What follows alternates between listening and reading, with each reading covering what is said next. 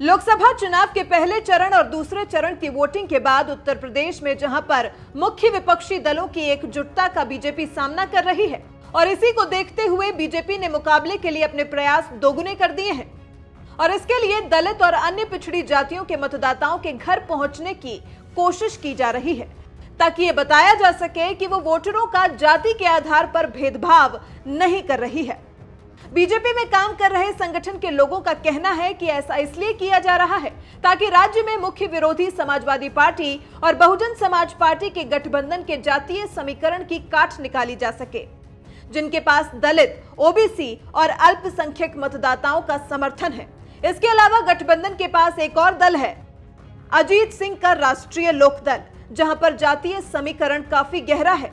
तीसरे चरण के लिए यूपी की लोकसभा सीट आगरा, अलीगढ़, अमरोहा, बुलंदशहर, फतेहपुर सीकरी, हाथरस, मथुरा और नगीना में बीजेपी के कैडर्स और आरएसएस के कार्यकर्ताओं ने घर घर जाकर बीजेपी के पक्ष में हवा बनाने की कोशिश की है। खासकर दलित और ओबीसी बहुल इलाकों में केंद्र की उज्ज्वला योजना और जनधन स्कीम की बातें बताई जा रही हैं और उज्ज्वला योजना के तहत केंद्र की बीजेपी की अगुवाई वाली सरकार गरीबों को मुफ्त रसोई गैस कनेक्शन दे रही है और जनधन योजना का मकसद सभी घरों को बैंक तक जोड़ना था।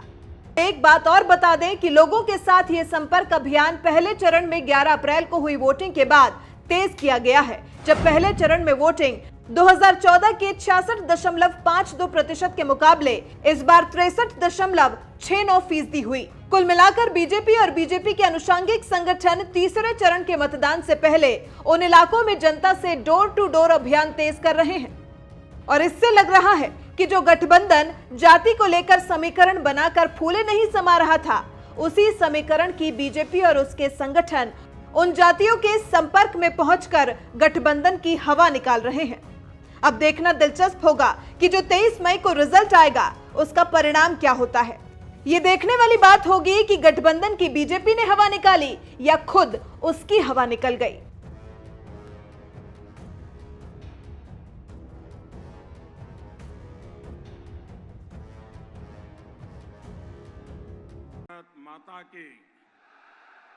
भारत माता के मंच पर विराजमान भारतीय जनता पार्टीना सर्वे वरिष्ठ नेतागण आ चूंटणी में विधानसभा ने लोकसभा भारतीय जनता पार्टीना सौ उम्मीदवारों અને વિશાળ સંખ્યામાં અમને બધાને આશીર્વાદ આપવા માટે પધારેલા વાલા ભાઈઓ અને બહેનો,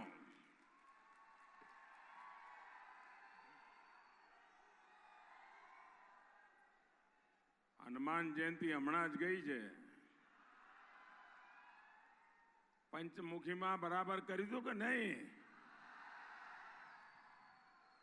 પાટણવાળા તો પંચમુખી વગર પગલું ન ભરે।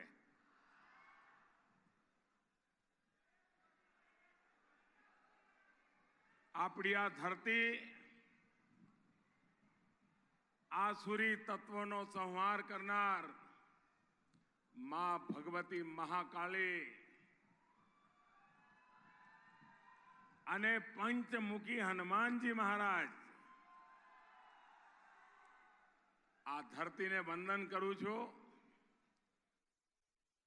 अने पाटण आवीए एटले पाटण नगरीनी जाहो जलाली सिद्धराज जयसी एटले आम पग मुकता ज गुजराती अस्मितानु जाने स्वर्ण पुष्ट आपणी सामे एक पछी एक खुलवा मांडे। आप विचार करो 600 वर्ष सुधी जे धरतीए गुजरातनी राजधानी तरीके समग्र गुजरातनु मार्गदर्शन कर्યું અને દેશ અને દુનિયામાં આગવી ઓળખ ઊભી કરી, એવી આ પાટણની ધરતી। અને જૂના જમાનાના પાટણના લેખોમાં તો લખ્યું છે 84 ચોક 52 બજાર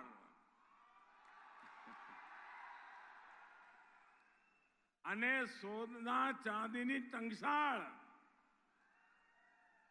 આ પાટણની ઓળખ. અને મારો પણ જરા નિકટનો નાતો રહ્યો છે તમારા બધા જોડે.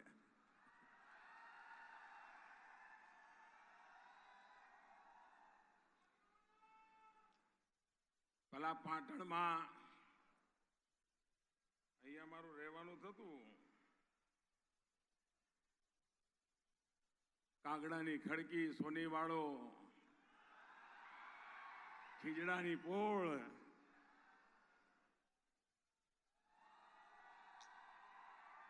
બધું એવું ને એવું છે કે બદલાઈ ગયું?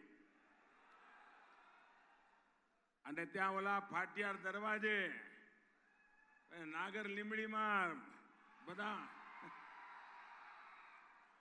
દૂધની ચકચકતી પરડી લઈને દૂધ ભરવા જતા હતા. હવે તો ડેરીઓ આવી એટલે કદાચ દૂધ ભરવા વાળું થતું નહીં હોય, પણ લોકો દૂધ ખરીદવા ત્યાં આવતા, લાઈન લગાવતા. અને હાજે ચતુર્ભુજ બાગમાં સોડા પીવાની. પછી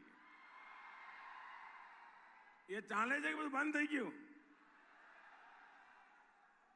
હવે તો પાટણ બદલાઈ ગયું છે, કારણ મને વર્ષો થઈ ગયા એટલે. અને મારા બરાબર જો નાનો હતો મિલન ટોકી છે, એની સામે એક નટવરલાલ સુથારની ફોટોગ્રાફીની દુકાન હતી.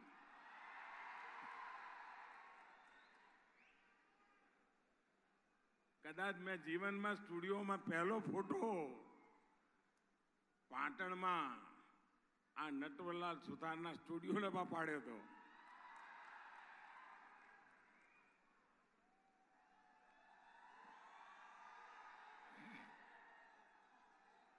ભાઈઓ બહેનો, ગુજરાતનો કોઈ ખૂણો એવો નહીં હોય કે જેની મારા મન મંદિરમાં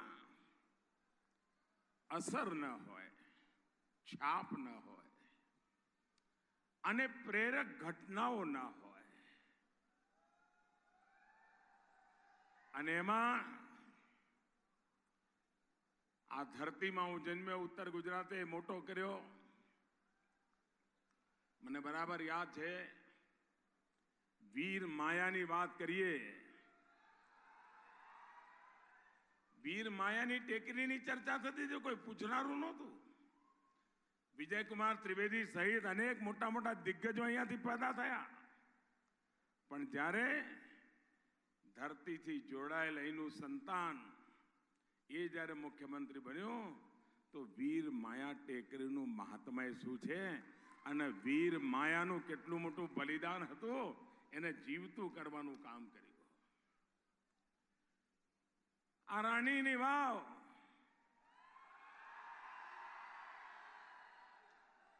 આ કઈ મોદીએ પછી આવીને બનાવી ભાઈ, પણ આજે જાહો જલાલી છે કે નહીં? હાજ પડે લોકો ત્યાં આંટો મારવા જાય છે કે નથી જતા?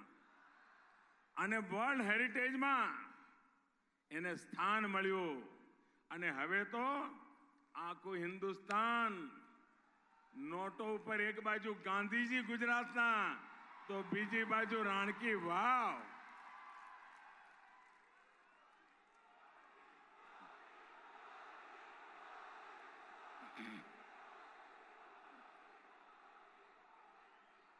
અને આ બધું કર્યું ત્યારે તમારામાંથી કોઈને મેમોરેન્ડમ આપવા નહોતું આવવું પડ્યું ભાઈ. આ બધું એટલા માટે થતું હતું કે તમારી વચ્ચેનો જણ ત્યાં બેઠો છે.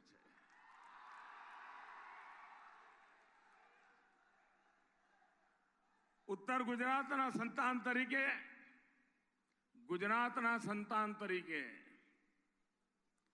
આપનો મારી પર જેટલો હક છે, મારો પણ ખરો કે નહીં?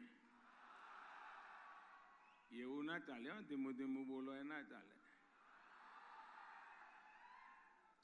અને હકના નાતે એક દીકરા તરીકે જ્યારે તમારી પાસે આવ્યો હોઉં ત્યારે મારે ભાષણ કરવું પડે.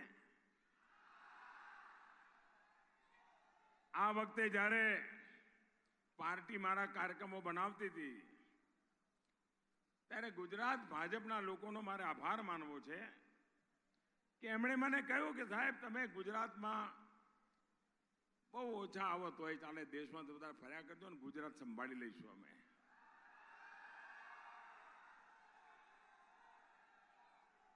અને ખરેખર એમની લાગણી હતી કે હું ગુજરાત માટે સમય ન આપું તો ચાલે, પણ મારા મનમાં હતું કે મારે મારા લોકોના દર્શન તો કરવા જ જોઈએ. અને એટલે એક પ્રકારે મારા માટે ચૂંટણી સભા નથી, આ તો જેમણે મને મોટો કર્યો એમના દર્શન કરવાનો અવસર છે. અને સામાન્ય રીતે કોઈ પણ સારો પ્રસંગ હોય તો આપણે આપણા વડીલોને પગે લાગીને એમના આશીર્વાદ લેતા હોઈએ છીએ. જન્મદિવસ હોય, કોઈ શુભ કામ કરતા હોઈએ, એમ મારે માટે પણ વડીલ કહો તોય તમે, મારા ગુરુજન કહો તોય તમે, મારા સાથી ગોઠિયા કહો તોય તમે. અને એટલે આશીર્વાદ તમારી પાસે લેવાનું મન સ્વાભાવિક થાય. અને એ અર્થમાં આજે હું આપની પાસે આશીર્વાદ લેવા આવ્યો છું કે આપ સમગ્ર ગુજરાત એવા આશીર્વાદ આપે કે દેશને ક્યારે ટોણો મારવાનો મોકો ના રહેવો જોઈએ ભાઈ.